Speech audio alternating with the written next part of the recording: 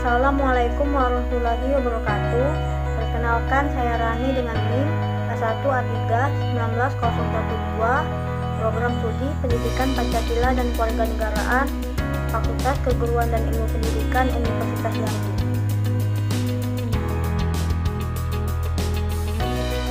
Di sini saya akan menjelaskan kasus yang berkaitan dengan materi kebebasan berserikat, berkumpul, dan menyampaikan pendapat dalam perspektif HAM.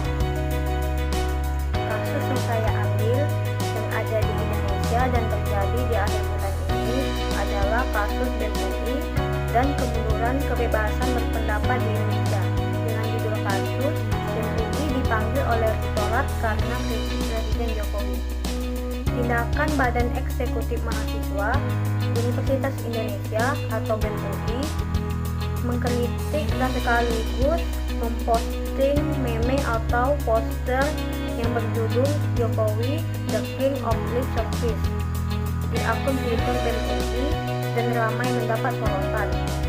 Hebohan isu ini tentu memantik sikap pro dan kontra, terlebih ketika pihak Rektorat UI memanggil beberapa pengurus BEM UI dan sikap pembelaan dan dukungan kembali menggema. Langkah pemanggilan ini langsung mendapat kritik dari sejumlah pihak, mulai dari politisi, akademisi, dan LSM.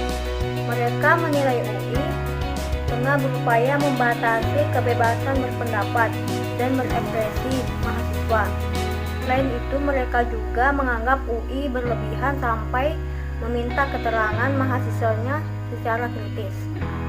Komisi Nasional Hak Asasi Manusia atau HAM mengatakan terjadi kemunduran kebebasan berpendapat dan berekspresi di Indonesia, termasuk di lingkungan perguruan tinggi. Berbagai kalangan memberikan pembelaan atau pembenaran apa yang dilakukan BEM UI sebagai kebebasan berekspresi yang tidak boleh dihalangi. BEM atau aliansi mahasiswa di berbagai kota Indonesia pun juga banyak dukungan pada BEM UI. Bapak Presiden Jokowi memberikan respon kritik yang disampaikan mahasiswa yang tergabung di BEM UI. Bapak Presiden Jokowi menyebut kritik soal King of the Lip Service tersebut biasa saja. Saya kira ini bentuk ekspresi mahasiswa, mungkin mereka sedang belajar mengekspresikan pendapat, dan ini negara demokrasi, jadi kritik-kritik boleh saja, dan universitas tidak perlu menghalangi mahasiswa untuk berekspresi, karena kritik mahasiswa adalah bagian dari penyampaian pendapat dan ekspresinya. Tetapi ingat, kita ini memiliki budaya tata krama dan budaya kesopan santunan, kata Bapak Presiden Jokowi melalui tayangan di YouTube Sekretariat Presiden. Dalam kasus ini ada dua macam teori yang bisa diambil. Yang pertama, menurut UNESCO 2003, kebebasan berekspresi dalam berpendapat dinilai penting karena ada tiga hal.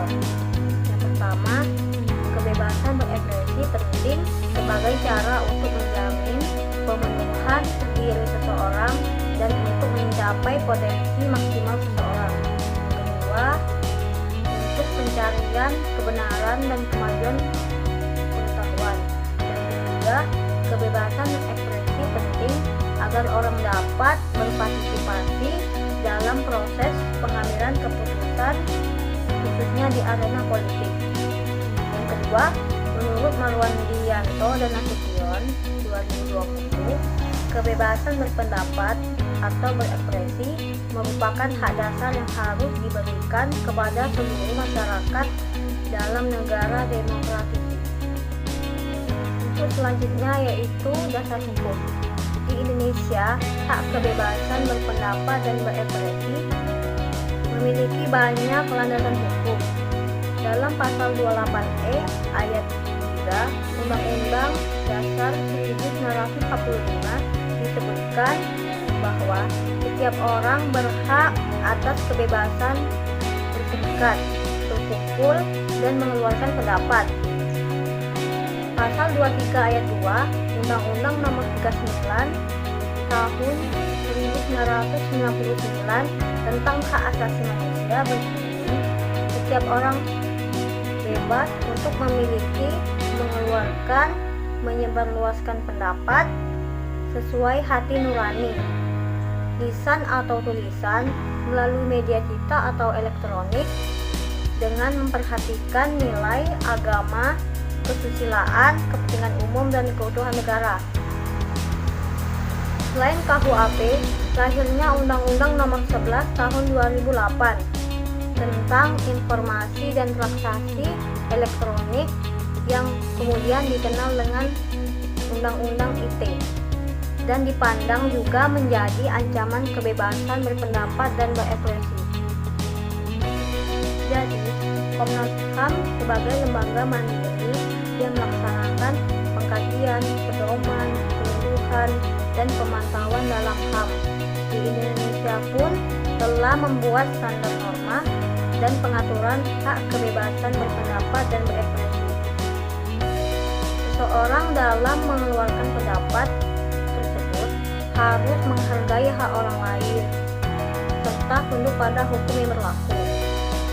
Dalam menjalankan hak dan kebebasan berpendapatnya, setiap orang wajib ada pembatasan yang ditetapkan dengan undang-undang dengan maksud semata-mata untuk menjamin pengakuan serta penghormatan atas hak dan kebebasan orang lain dan untuk memenuhi tuntutan yang adil sesuai dengan pertimbangan moral, nilai, agama, dan ketertiban umum dalam suatu masyarakat yang demokratis.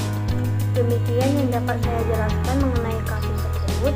Saya akhiri. Wassalamualaikum warahmatullahi wabarakatuh.